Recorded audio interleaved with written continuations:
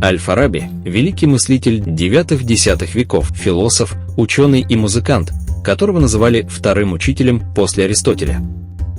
Его слова о разуме, добродетели и счастье актуальны и сегодня. В этом видео мы собрали мудрые мысли Аль-Фараби, которые помогут каждому задуматься о себе и о жизни. О счастье. Счастье достигается только через познание истины. Человек, стремящийся к добру и знанию, обретает счастье. Истинное счастье возможно лишь в обществе добродетельных людей. Для Аль-Фараби счастье – это не деньги и не власть. Оно связано с поиском истины, с желанием понять, кто мы есть. Если человек не стремится к знаниям, он остается в иллюзии. Истина открывает путь к настоящему счастью. О разуме и знании.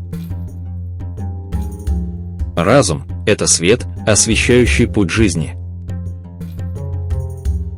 Знание – это добродетель, а неведение – порок. Наука ведет человека к совершенству. Аль-Фараби подчеркивал, без знаний человек не сможет достичь совершенства.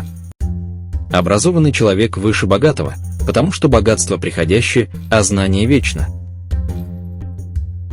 А добродетель. Доброта – это фундамент, на котором строится истинное величие. Человек должен быть справедливым, а справедливость есть основа общества. Истинная добродетель состоит в том, чтобы приносить пользу другим. Для Аль-Фараби добродетель – это не только личное качество, но и основа для гармоничного общества. О государстве и обществе. Общество, где люди стремятся к добродетели, есть истинное государство. Задача правителя – вести людей к добру и счастью. Философ считал, что правитель должен быть мудрым и справедливым, а главная цель государства – благо народа.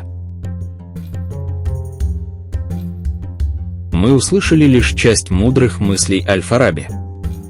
Его наследие напоминает нам, путь к счастью лежит через знание, разум и добродетель. Подписывайтесь на канал Казах Уиздом, чтобы открывать для себя новые мысли великих философов.